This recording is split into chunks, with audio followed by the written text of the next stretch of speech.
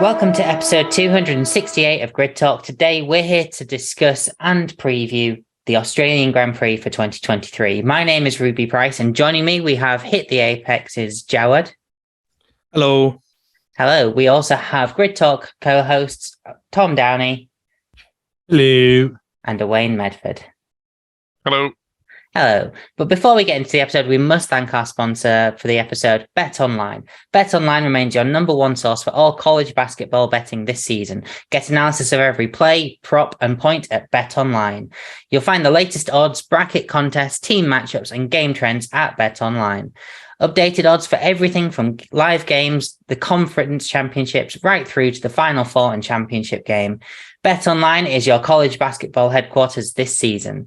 Head to the website today or use your mobile device to sign up and receive your 50% welcome bonus on your first deposit. Be sure to use our promo code BLEAV, BLEAV, all caps, to receive your bonus. BetOnline.ag, where the game starts. But after that, first, if you enjoy this podcast, we'd love it if you could take 5 to leave us a 5-star rating on Spotify or a 5-star review on Apple Podcasts. And if you're one of the 72% of people who aren't yet subscribed to the channel, please consider helping us out with a like and a subscribe. So Formula One is returning to Australia for the second time in 2 years. Obviously, it was missing for quite a few beforehand. And there's been a few changes to the track, and this season around, we are currently, as far as things are being planned, having that fourth DRS zone, which we did see in pre-practice last year before they did drop it because of safety reasons, I believe. Jawad, we're going to your home. Are you happy for this? How long has it been since Formula One needed a good race in Australia? It's been a long time, really. And, last year, I feel like with all the hype and excitement for F1 returning to Melbourne after obviously a couple of years away, it was the race that got cancelled in 2020 when the pandemic first kicked off. So I think, just that triumphant feeling of, getting the event back together. It was like the biggest crowd in the history of the event too, with 420,000 people over the weekend. And while the vibe and atmosphere was fantastic, the race at the end of the day was a bit of a letdown and a procession. It was a cakewalk for Charles Leclerc last year, winning by 20 seconds.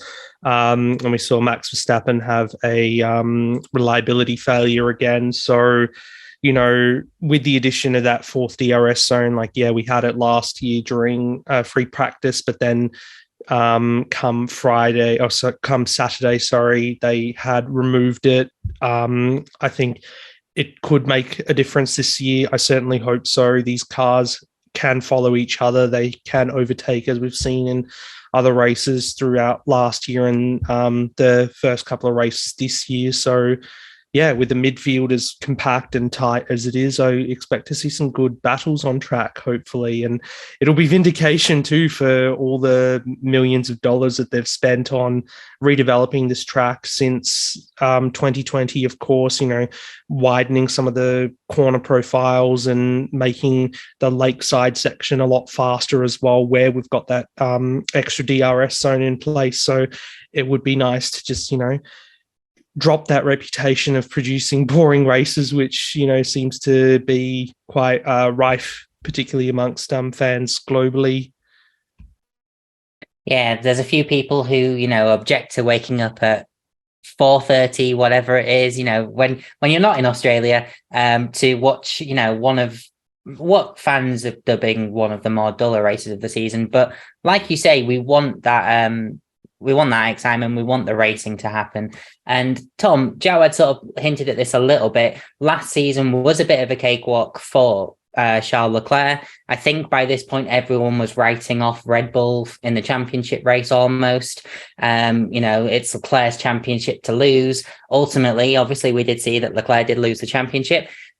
Obviously, we're having a bit of a similar discourse this season, with Red Bull dominating so far. Is the result of Australia critical to the championship in your eyes? I don't know if it's critical, but it's if Red Bull win again, he's certainly going to lay down quite a marker for the other teams to say, look, if you want P1 in the championship, you're going to have to come and wrestle it off us.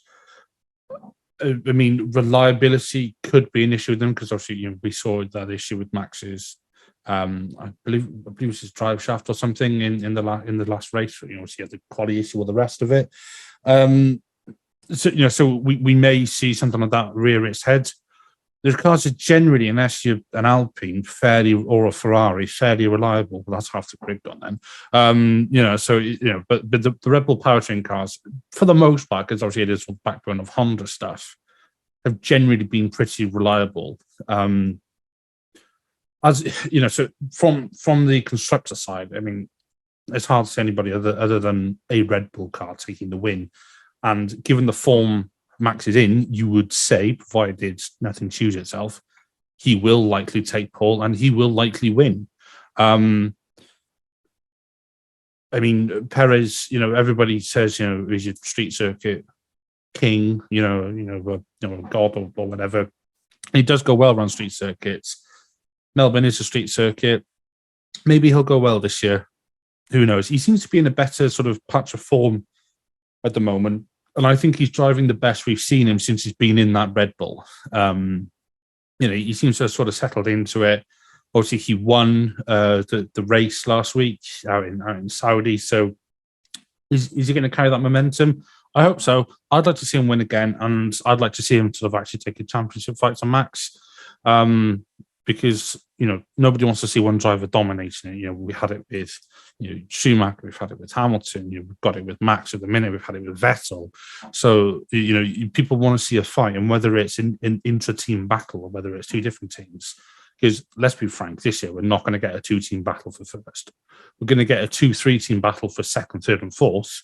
With Aston Martin, Mercedes, and Ferrari. Chuck Alpine in there if they don't blow up or touch the car when they shouldn't, all the rest of it. I think it is going to be Red Bulls to take, and I struggle to see a circuit where they're not going to go quickly because they had nailed the aero regs. The power unit is, whilst reliability might be a question, performance isn't a question, and the two drivers they got. I mean, your Max, double world champion, and Perez, really, really sort of coming into his own. Yeah, definitely. And Owain, I'm going to come to you for one last sort of point before we start actually looking at the teams. Like Tom's touched on it there, like the domination currently that we're seeing, we are obviously only 2 races in, but the domination that we're seeing from Red Bull, like following on from their momentum at the end of last season, like is very much, being a discussion point. We've had people talking about whether the FIA should step in and, nerf the Red Bull. And we have seen elements like of that coming in beforehand in other seasons to nerf domination. But ultimately, what do you think? Do you think the FIA need to get involved? Do you think, the onus is on the other teams to build a better car? Do you think, this is just what we're going to have for the rest of the season because, Red Bull have nailed it? I mean, it's Formula One. We've been well used to seeing completely dominant cars in the past from Red Bull and from other constructors. And everyone got up in arms about how far away the Mercedes were in 2014. And have completely dominated the sport for the last 8 years. Last 7 years. Sorry. Does the FIA doesn't need to do anything? Like, Red Bull have put a really good car together, and that's kind of it. Like, build a better car. We got trust in the process of the sort of weighted sliding scale of aero testing and development time that you get. You can't immediately go, oh well, someone's too far ahead, let's change everything. Just because one team's built a rocket ship, they've done a damn good job and they should be celebrated for it. Not, that you should aspire to be like it, not just try and claw it back down to your level. I get that every team is going to, because why not? It's Formula One. If you can find a way to peg someone back without having to expend extra money or time yourself, or then of course you're going to do it. But I don't think it's the FIA's, unless anything illegal or questionable is found on the car, which as far as I can tell, there hasn't been. There's an amount of just, they've knocked it out of the park. It's happened before and it will happen again.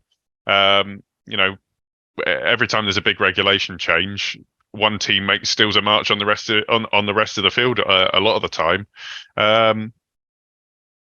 That's just the way it is. That's, if you're not good, get better. That's it.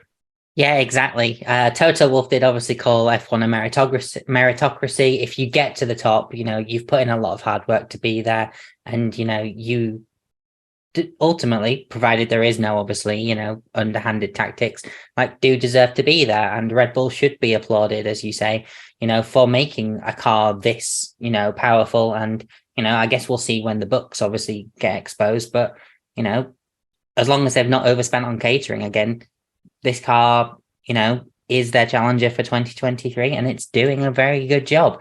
But looking at cars, Jawad, that are not doing a very good job so far this season, McLaren obviously having a bit of a dismal 2023 so far. The rumor is they're bringing a B-spec car to Baku, but we are in Australia, where they did go rather well last time out. But obviously, they've got different people in charge. They've dropped people in this week. What do you see McLaren clawing their way back to the points anytime soon? And is it going to happen in Australia? It's a possibility, certainly. Like last year, Australia was probably one of McLaren's better races, where both drivers were in the points and rounded out the top six. And early on in the race, we saw them kind of fighting with both the Mercedes cars before they pulled away. And when you look back at the first two races this year, each driver has in either race has made it into Q3, but then has had problems during the race. And, last time out, it was very unlucky for both to end up with front wing damage on the first lap, and then ended up, fighting amongst themselves for 15, 16, 17, which, Lando Norris said doesn't really interest him. So, a little bit of pride that rookie Oscar Piastri was fighting for. And I think for Oscar too, coming to do his first home race as well, he grew up, 15 minutes away from the track. So there's going to be a lot of pressure on him and a lot of nerve as well. I think the potential is there. They just have to stitch together a good weekend and make sure they don't have any reliability problems. And then, what seemed like at the start of the season, like in pre-season, Baku being a long time away before they'd get those upgrades, it's only now a race weekend away. And mind you, we've got that month between Melbourne and Baku as well. But, they just need to get their heads out of this one and get it out cleanly. And if they can score points, brilliant, because, it's what they need. The fans will no doubt want to see a good result for Oscar and Lando as well. In particular, I know quite a lot of McLaren fans who live here, and they'll be there to support the team. So it'll be important. And yeah, like you said, people have been dropped as well. The news coming out this week about James Key, and it was very, I guess, inconspicuous during the preseason and the launch of the car, his absence. And yeah, there was some quotes here and there from him, but he wasn't very present. And I think the team had kind of made their decision probably that wasn't the way to go moving forward. 2025 is closer than you think now, and their target of returning to the front, and what we've seen in this new ground effect era is that they're no closer to the front of the field than they were, going back to when they split from Honda and found their own issues when they went over to the Renault engine. Yeah, absolutely. And arguably they are at a sort of point, at least their engine will go, but they're sort of around, they're sort of where they were when it was the McLaren Honda era as well, which again is not the trajectory that McLaren obviously had their heart set on. But I don't think any team, unless you're planning to get as much aero time as possible for the next season, has any intention of finishing in P10. But hopefully McLaren can have a positive weekend where they are not fighting each other and are fighting 4 points this weekend. But like we say, that remains to be seen. Tom, AlphaTauri currently P9, the only other team without scoring any points so far this season. Rookie Nick De Vries and Yuki Tsunoda. How do you think they're going to fare this weekend? Not great. If I'm being honest, AlphaTauri have gone from one of the plucky underdogs, sort of vis-a-vis Force India circa 2016, to Williams 2020. Or maybe that's an insult to Williams, but they've just fallen so far back. If you look at the cars they had in 2020 and 2021, they've got a couple of podiums, fourth, fifth. Obviously, Gasly had to win. Again, circumstances fell its way, blah, blah, blah. But if you look at how their cars were in that sort of era of car, turbo hybrid era up to 2022, they were generally pretty good. And I think sometimes perhaps they made the drivers look better than they were. That's not aimed at any driver in particular, by the way. I think that's just, you give an all right driver a good car that's fairly easy to get to grips with. And on some circuits, they will look like the best thing since sliced bread. And I do think, especially in AlphaTauri's case, that's perhaps what they've done with Nick de Vries. Because I know we've only had 2 races and, he's not raced in F1 setting. And the AlphaTauri, since the reg change, they've just gone downhill drastically. And they can't get the performance out of the car. It just looks slow, and it just doesn't have the sort of zip that it used to.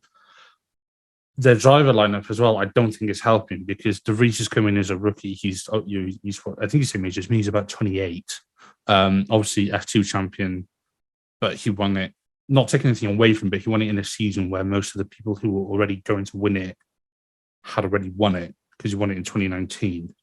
It was like it was his to lose, and he still won it. And then obviously his stand-in at Monza last year in the Williams, obviously he scored a point, did well, but Monza is a fairly easy circuit, and I said it at the time. I think we should see him in Singapore before we really reserve judgment. But F1 waits for no man, woman, or otherwise. It doesn't wait for anybody, and neither does Helmut Marko. Because obviously he saw that result. We knew Gasly was off to Alpine by that point, I believe, because we'd had the whole. I think we'd had the whole Oscar Piastri thing by that point. I can't remember. I've slept since then, so I don't really know. But point being, and I'm getting to a point, I promise, that they saw a driver who had taken probably the worst car on the grid from last year and dragged it to a point or 2 points, I think it was. I think he got it in the points. And then Helmut Marko was like, "That is what we need, honey. You're ours." And then they snatched him from Merck and then put him in the car. And then I think they perhaps had a bit of a bump back down to reality this year with him. Not taking anything away from De Vries, he seems like a nice enough guy, and he's won the championship in Formula E, obviously won the F2 championship, but I don't know how well they're going to go in Melbourne. And looking at how well they didn't go in Jeddah and Bahrain, which are 2 very different types of circuit, I'm not holding that much hope. I'm predicting a double Q1 exit. Double Q1 exit. Owain, Williams obviously being the first team with any points this season. I say first team with any points that we're going to discuss today. Albon obviously, got a point last time out in Australia because of a killer strategy of just hanging out as long as possible and then boxing right before the end. Do you think that's what it's going to take this weekend for Williams to get points, or do you think Albon or Sargent could, pull off a blinder? I don't know really. I think they might be able to. I don't think they're in need of such a ridiculously good strategy this time. The car seems better, or at least they seem to be driving it better. Obviously, Sargent and Albon both impressed in the first race at Bahrain, which I think is a little bit more applicable than the Jeddah street circuit. And the only reason that and Albon obviously only retired last time because of a brake issue. Hopefully, they've got on top of that. Sargent didn't do so well, I don't believe, in Saudi Arabia. But I don't know. It's looking up. It looks a lot more promising actually to have points this early in the season for Williams after the troubles that they've had of late, as Tom alluded to earlier. But I think it's possible that they could do quite well by running a similar. The cars aren't too different, and if they just run a similar sort of run something similar, and you just never know. I think maybe it's a little bit different because of where Australia used to be in the standings, but people used to sort of have a fair few retirements. I think it could easily happen for them, and they can sort of maybe even poke up into the bottom of the midfield. Obviously, and I'm aware it's race 2, and therefore the gaps aren't that big on points, but. They don't want to start falling too far back. Otherwise, they could very quickly have an issue if AlphaTauri or McLaren start to pick up. So I think that the opportunity is there for them. I think they just need to take it. Yeah, definitely. Like, this is the time to grab those points, because later in the season, that's when you seem to have a bit more reliability issues almost. But Jawad, on to Haas, the other team at 1 point.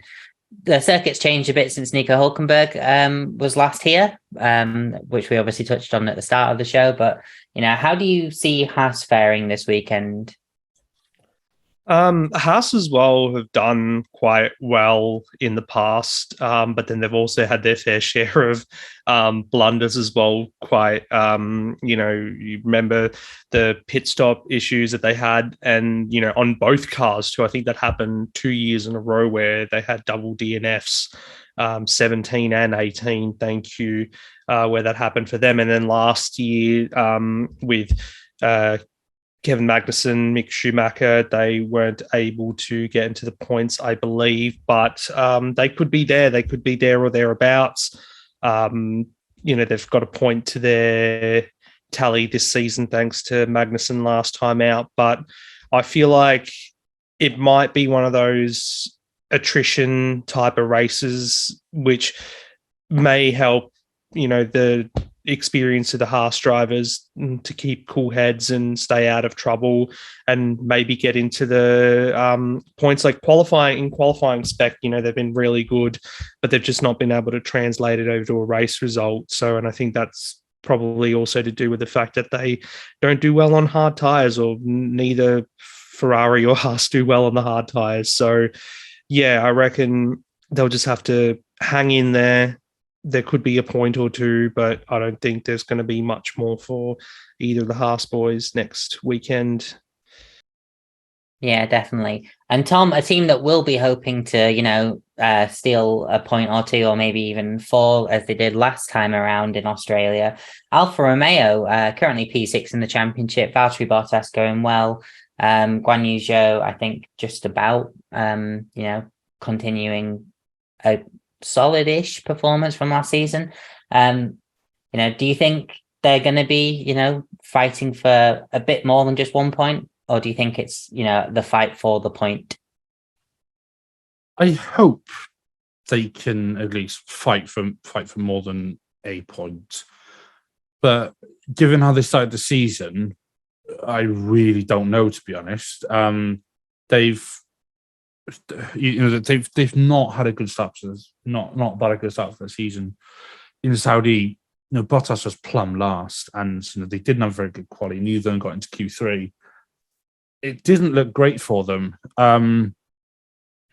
Bottas, he's gone okay around here in the past. Zhou, he's only had one race here. I think he finished in the points last year. I got to be honest, I can't remember. If someone can correct me. I'm getting a lot of head nods or wags. If no, he didn't finish in the points. Thank you. Sorry, I don't have it open in front of me, as you can tell.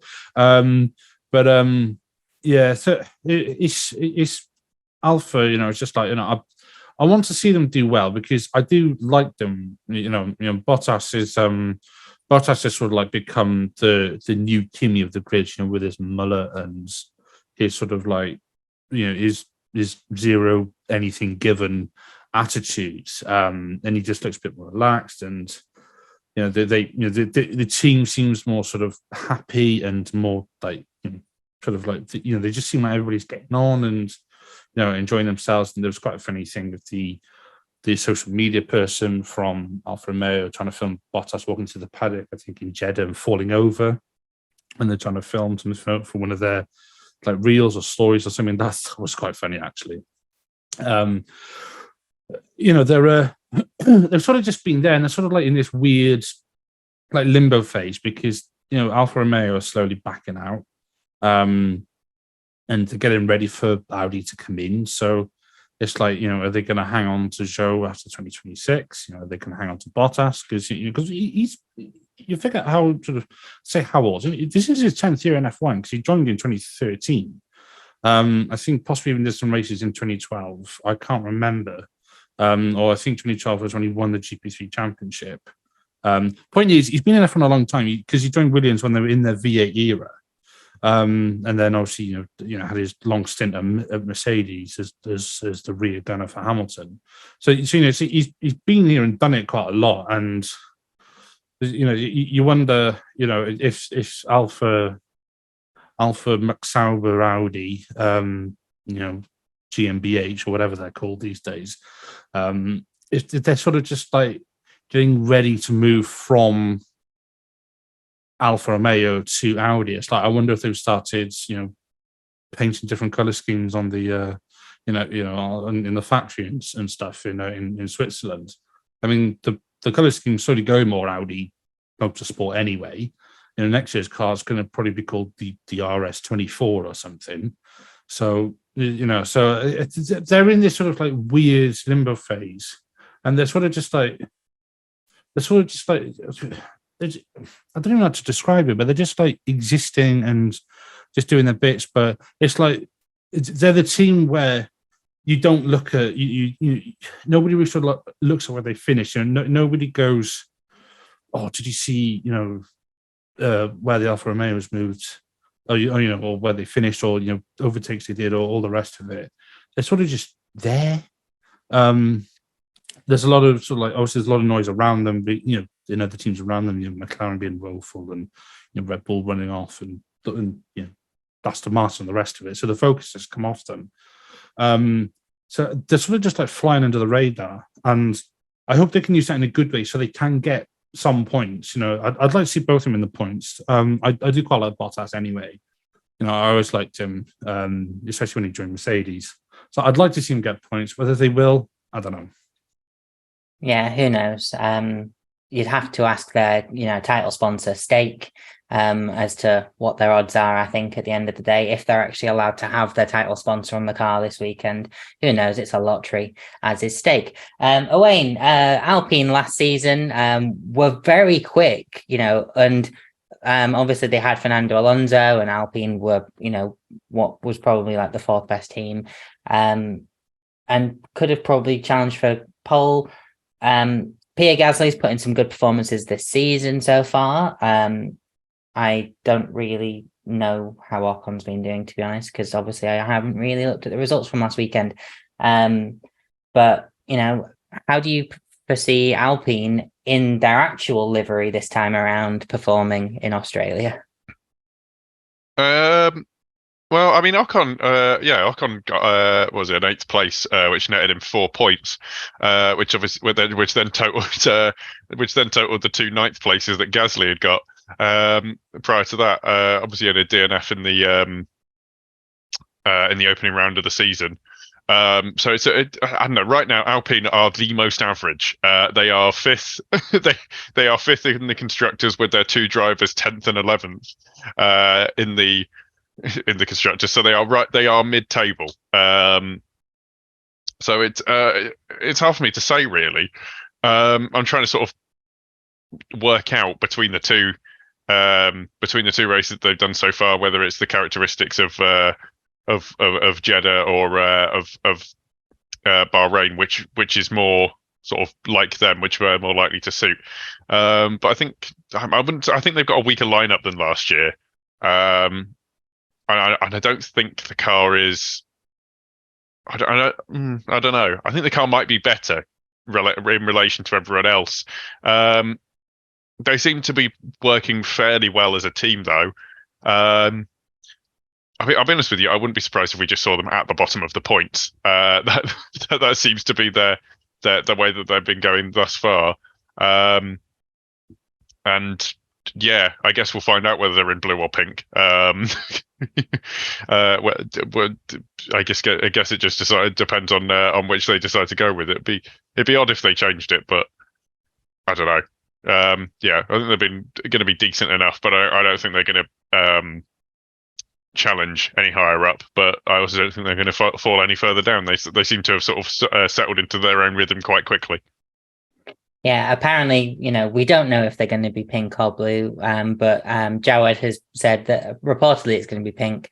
I just wish we knew what was going on with multiple liveries for a team this season. Generally you get your one special livery for like a race, and that's about it. Whereas, this season and obviously the previous season, Alpine decided to, hey, let's honor our title sponsors with a car that looks completely different slightly, at certain races. But Jawad, on to Ferrari. First of all, this time last season, Ferrari, like I said at the start of the show, were, tunneling ahead. Everything was like all the eyes were on Ferrari. This time this year, they've had one driver with a grid penalty already for a change of component. And, at the same time, they got overtaken significantly a lot last time out. What's going on at Ferrari, and can they solve it in Australia this weekend? You'd hope that they can, and Australia's been a bit of a happy hunting ground for Ferrari over the years, and last year was obviously a great race for Leclerc with pole position and the win. It wasn't so for Carlos Sainz being spun off quite early in the race. I think a mistake of his own, but Frederick Vasseur as well, just reading some quotes from him, the team principal, saying that we kind of just have to look at ourselves and, try and maximize the package that we've got at the moment before we think about upgrades and so on. So I think that's quite important that, they feel that they haven't quite got the maximum out of the launch spec car that they currently have. And obviously we've detailed problems that Leclerc has had with his power unit, and then as well, just not having any sort of pace on the hard compound tire, which was a problem for them last year too, and it doesn't seem to have been resolved this year. So it's a weird one, because at the same time, like Australia, it's a great place for Ferrari. They always seem to pull a result out of the bag, but they seem to be in a weird spot at the moment where, what they got last time out, 6th and 7th for both the cars. I feel like that could be normal for now until they figure themselves out and really start to get more out of it, because, coming into the season, it was like, they should have the fastest car on a single lap, or they should be matching Red Bull for that fastest, pace in qualifying and everything. But we haven't seen that. They've been pretty far off when it comes to quali. Mind you, Leclerc did have the grid penalty in Saudi last time, so he wasn't able to start on the front row with Perez. So we'll just have to see if they can have a clean weekend, not have any penalties, not have any reliability issues, and see where they come out.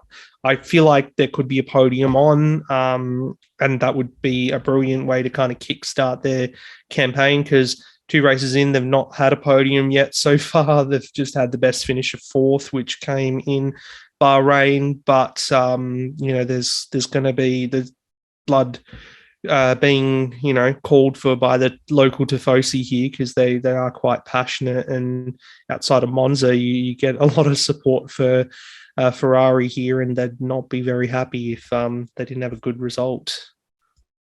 Yeah, absolutely. Like Ferrari need to start their season, 2 races in, and 3. It'll be 3 races in this weekend if they don't perform. But they've got to do it, because they're currently 4th in the championship, 12 points off Mercedes, Tom, who did think they might have got a podium last time out and then didn't have a podium, and then there was questions. But in any event, Mercedes, there's talk of them at some point this season bringing side pods to their car. How much do Mercedes need a change of concept? And do you think Australia is where we're going to see an actual good result from Mercedes? It's not going to be Australia, is it? It's they might get a good result when they stick side pods on their car, despite what Hamilton says. Because they looked at the no pod. I was going to say no podcast. That's definitely not right. Although a bit of grateful brand, I wouldn't go and mess with it. Like, comment, subscribe. The no side pods design. Even though George Russell, the indirector drive, went, "Oh, FNL, that looks fast." It's like, you sure about that? Although he did get a race win, but it's after they put side pods on, so it's obviously not working for them. They've tried to go for it again this season, and I get, obviously, they spend a lot of time researching, developing. You have to get additional wind tunnel time, and the rest of it because they finished third in the constructors. So they've got more resources to throw at it in that respect. Obviously, they are limited. Plus, I heard their cation's rubbish compared to Red Bull. Maybe that's why they got no side pods. Because they're eating, Tesco Valley meal deals for lunch instead of Waitrose, like they do at Red Bull and Milton Keynes. I don't know. I'm speculating. They were sort of like on par with Ferrari last week. I said last weekend, 2 weeks ago. No, last weekend, out in Saudi. But it's that was more a case that Red Bull didn't connect. That was more a case that Ferrari were not as quick as they should have been, given the relative pace and performance that they've had. So I think the best Mercedes can hope for is a sort of third best finish. Now, whether they sneak perhaps a podium through, say, some first lap incidents, or if someone breaks down or something, which we've seen a bit of sort of unreliability and stuff already. Leclerc getting an engine penalty, as has been mentioned several times, and I mentioned earlier about the Red Bull powertrain cars. If Max has an issue or Perez has an issue or something, they might sort of get a podium that way. But I think if you put everybody there and took the reliability factor out of it, I don't think they would get a podium on pure speed. There is a fundamental problem with their design on the W14. And like I said, I get that they wanted to stick by it. They wanted to try it again because they've obviously put an awful lot of time and effort and money, personnel, everything into researching this. And they've obviously looked at it and done all their sort of development stuff and gone, there are no side pods. It should be, lightning quick. And then it's like, they put it on track and it's like, play.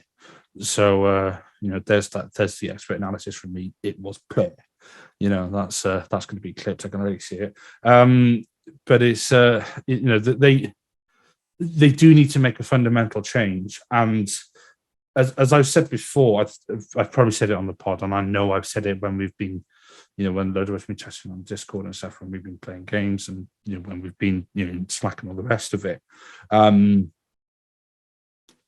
you're at the top, especially in F1, there's obviously only one way you can go, and that is down. And I think I said this to you yesterday, Ruby, when we were playing F1. They've fallen off their top perch and landed with a bit of a thump, sort of firmly down in upper midfield territory. And it's going to hurt for them because they spent so long at the top of the field, even before the turbo hybrids kicked in 2014. So the late 2012, 2013, they were really starting to show signs of really getting there. And it's like, that's why Red Bull developed their car all the way at the end of the 2013 season, and Vettel won like 9 races on the bounce, because Mercedes were catching. And they've worked their way up. They spent a long time at the top of the sport, and now they've fallen off. They're not used to being in this position. They are used to being the leader of the field, and they're used to being, it's things like they used to be in the first pit box or the last pit box of the garage, depending on how the teams are laid out. They're not used to being somewhere in the middle. and they're going through an adjustment phase. It's a shock for the team. It's a shock for the drivers, the staff, the fans, everybody, and they're readjusting. And I have no doubt they'll come back super strong because they've got some fantastic people there. Toto, as much as I don't like him, he's a fantastic leader of the team, and they've obviously they've got fantastic drivers and strategists and everything. So they will come back. I have no doubt, but it's not going to be yet, and I don't even know if it'll be this season.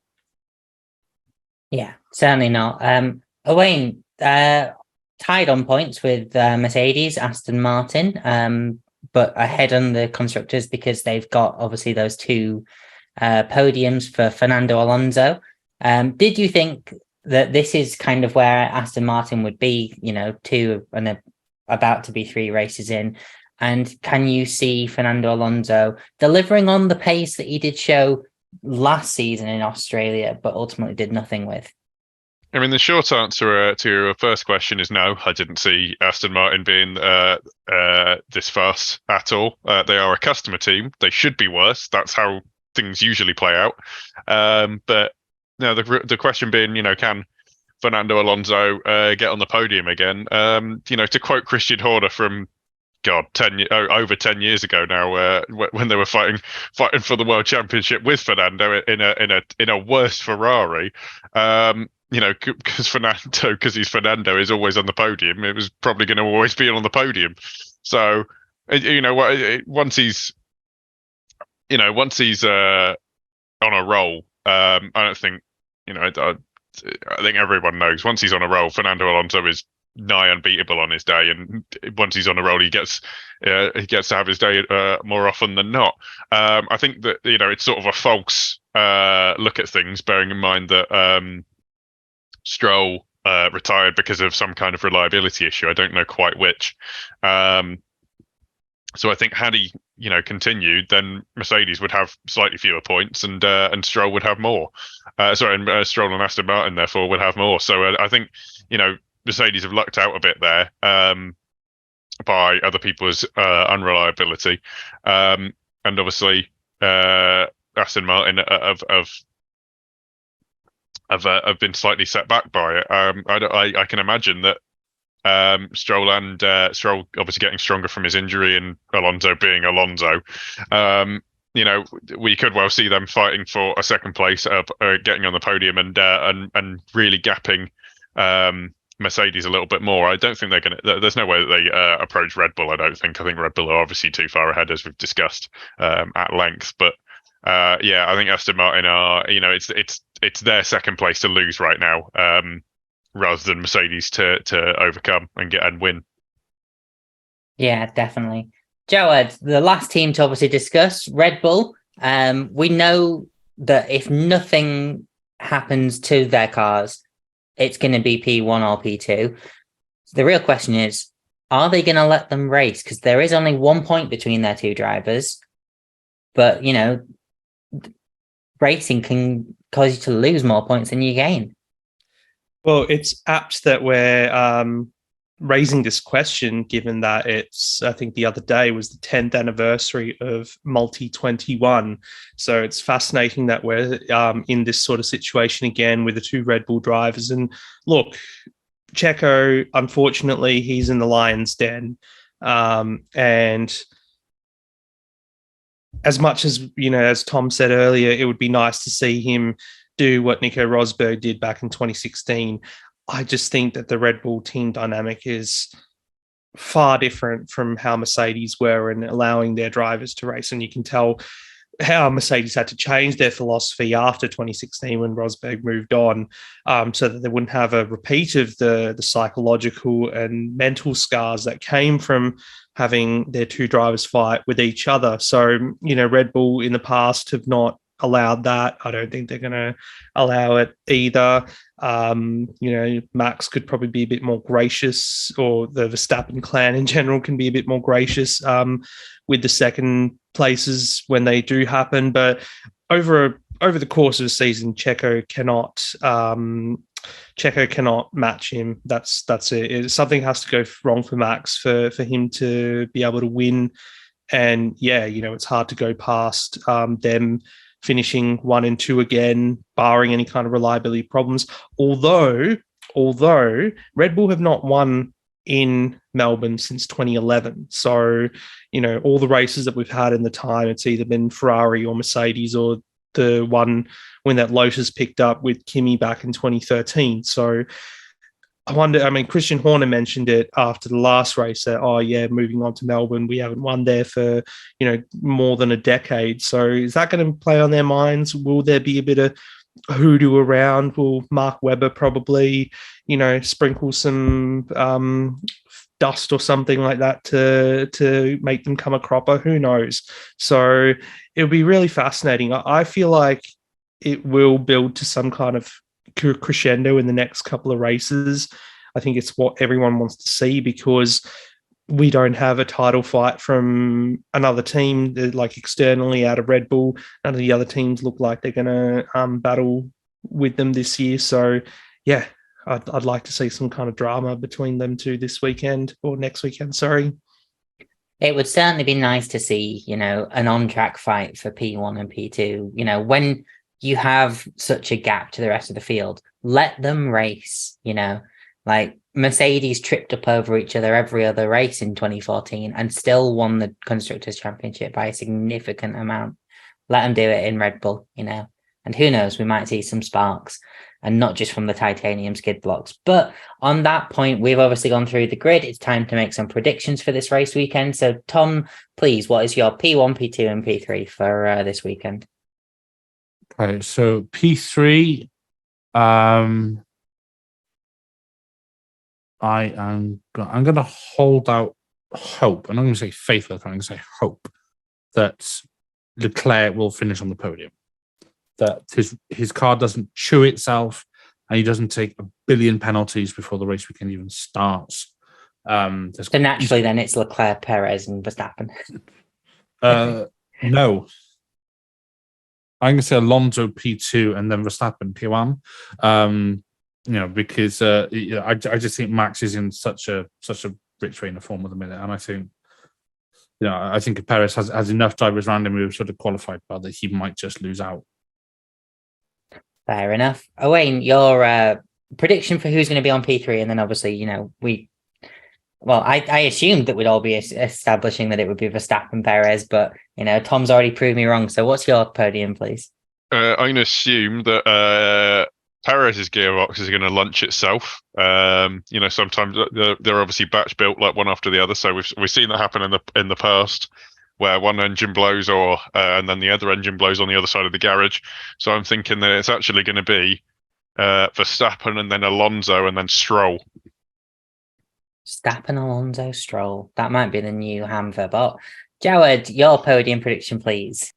We're not doing bold predictions, are we, for this one? Okay. We are, but afterwards.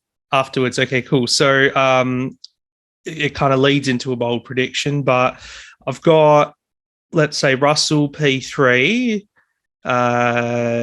Leclerc P2, and I'm going all in, say Fernando Alonso wins this one. So you're hoping that the stats continue then? Well, I say continue, predicting that the stats are going to continue and we're not going to have a Red Bull victory in Melbourne. No. That I see why it's tying into your bold prediction, but to reestablish the rules, bold predictions can go against what you've actually made as a prediction. So Tom, your bold prediction, please.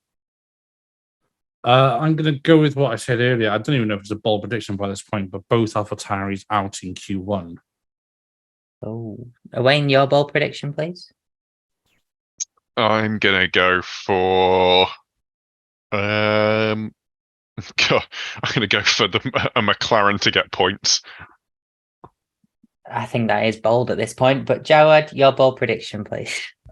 Double DNF for Red Bull. They will probably make contact at some point during the race. Who knows? It might happen if they let them race. And one last one, you're kind of already tying into this anyway, Jawad, but one word answer for the rest of the season. Is Aston Martin going to win, Tom? Yes. Owain? Easily. Jawad? Oh, yes. Yes. So that's a yes and an easily. So yeah, there we go. All right, cool. So obviously, we all come from a different bunch of shows. Although the majority of us here are obviously regulars on Grid Talk, and Grid Talk host and Jawad, we always love having you on. But you are obviously from Hit the Apex. Give us a little pitch. Yeah, so that's my own little show that I've been running for quite some time. Just talk F1, do like race reviews and talk about Supercars Championship here in Australia as well. You can find it on all the good podcast platforms. I think it's on Amazon now as well. And there is a Twitter account at Hit the Apex Media. There's a link tree as well that will lead you to the raw.com, which is a website that I write for as well and live blog all the races for. So I'll be representing him next weekend at the Australian Grand Prix. And then you can also follow me on Instagram if you want to keep up with all the pictures and stories that I'm sure I'll be doing next week as well from up in the media centre. Fantastic. And Tom, if people want to hear more from you, not necessarily Grid Talk, but other F1 Chronicle stuff as well. Yes, so regular viewers and listeners will know that recently one of our panelists, Sophia, she and I have started a junior come support series called Formula Talk, which you can find alongside F1 Chronicle on all your favourite podcasting platforms. So that we look at F2, F3, we're going to be looking at the F1 Academy. And now that we are finding a really nice groove with it and Sophia's absolutely smashing the hosting at the park, we are going to start looking at some IndyCar as well, potentially. Obviously, we can't do everything because if we did a podcast for every single motoring series that exists, I would probably never sleep. But we are focusing mainly on the sort of feeder series into F1 and then also IndyCar, because IndyCar's class. Yeah, and that's everything Formula Talk that you're currently getting. But Owain, where else can people find you if they want to hear more from you? I don't know. I guess I tweet sometimes at my Twitter account, which is at Owain Medford. Otherwise, you might shoot me in the back of the head on Warzone. That's it. That's pretty much the only place, other place you'll find me. I don't venture into F122 online, but if you do find me online, it will be on video games. Fair enough. And if you want to hear more from me, I am available on the socials at Rubes, RUUBEZ.